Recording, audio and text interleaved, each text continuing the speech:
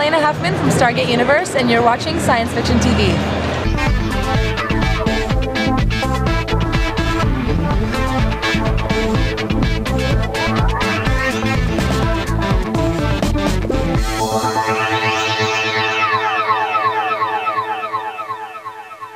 So, while Kristen is soaking up some sun on vacation, I get to do some geeking out with you guys and the sciencefiction.com crew. Yay, thanks for having me. Let's kick this episode off with one of my favorite subjects, science, from our resident scientist, Dr. Nigel Seal. Nigel's put up some awesome science posts this week, including one that's part of a series of articles on science fiction weapon concepts. This week he covers the effects of a relativistic weapon launched towards Earth. A lot of us have read stories that describe relativistic weapons being used against entire planets. And as Nigel notes in his analysis, it would be a military defense planner's nightmare. A one-ton object, like a small car. That's all it would take to create an extinction-level event. Traveling at the speed of light would make it from Jupiter's orbit to Earth in less than 1/10 of a second. And even though it's only 1 ton given its speed, it would be the equivalent of a mile-wide asteroid hitting the Earth at 30,000 miles an hour. Boom! Like I said, it's an extinction-level event. And it would all happen in a fraction of a second. That is pretty scary. Or if you find it impressive, he includes the formulas to do the calculations yourself. Nigel, who's a superhero obviously, also reviewed the science fiction book by Frederick Pohl called All the Lives He Led. In this book, Yellowstone erupts, and America is immediately thrust into third world status. Now, the story is told from the view of Brad, a former American rich kid.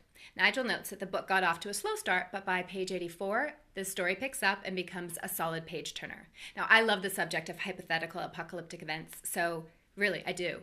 I'll definitely be checking this out. So, you can go to the site, sciencefiction.com, and find Nigel's in-depth review. Last week saw the release of Marvel's latest comic book turned silver screen epic, Thor. The movie brought in $66 million during its opening weekend. So it won its top spot, but, it didn't actually quite hit the performance level some people expected. Now, our movie guy, Dave Taylor, gave The God of Thunder a less than favorable review this week. He notes that Chris Hemsworth does a decent job in the title role. Look at those muscles. But that it was difficult to connect with the character Thor during the first half of the movie. He found the story overall rather pedestrian and frankly boring at times. To quote, "Thor is a film that feels like an overly literal adaptation of a graphic novel." Ouch.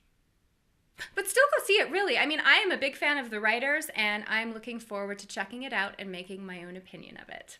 But Dave's full review is on our site. This week, it saw the end of an era as 14 years of Stargate came to an end with the series finale of Stargate Universe.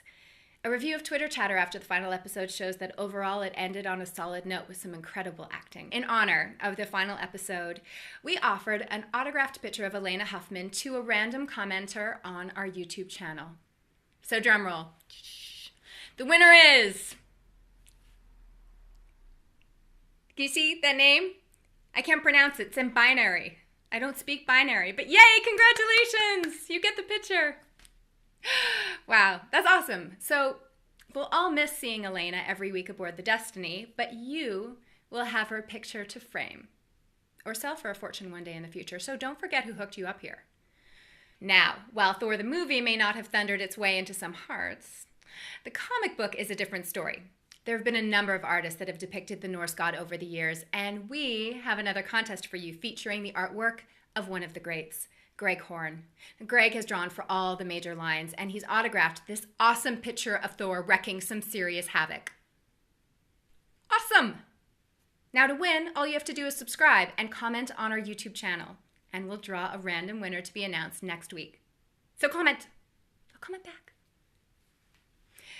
So, this week, we also saw the season finale of Fringe. It is one of my favorites, and the finale did not disappoint.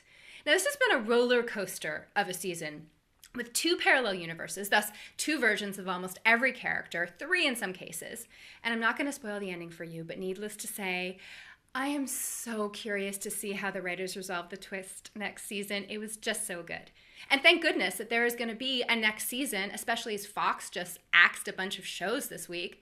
They did, however, pick up J.J. Abrams' new thriller time travel series, Alcatraz. I'm really excited to see this one, as well as Fox's other new sci-fi show, Terra Nova. It premieres in the fall as well. Yay, sci-fi.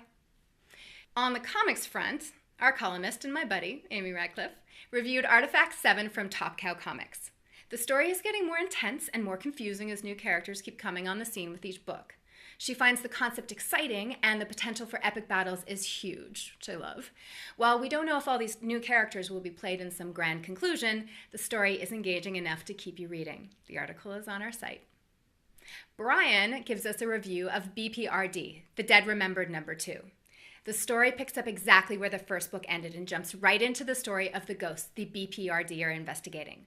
The stories are top-notch, and the artwork in this issue is spectacular. As Brian notes, if you're a fan of ghosts, fire starters, or the paranormal, me, this is the story for you. And this should be added to your list of books. You won't be disappointed. That's it for me. That was so much fun. Thank you for having me. And thank you to all our contributors, Amy, Dave, Brian, and Nigel, for their work this week. We couldn't do it without you. I know I couldn't. Don't forget to subscribe to our YouTube channel at sciencefiction.com, DOTCOM, all spelled out. And make sure to comment so that you can win Greg Horn's awesome Thor pick. And stay up to date with all things sci-fi by following us on Twitter at sciencefiction, and head to our site, sciencefiction.com. I'm Taryn O'Neill, and thank you so much for having me and for watching Science Fiction TV from sciencefiction.com.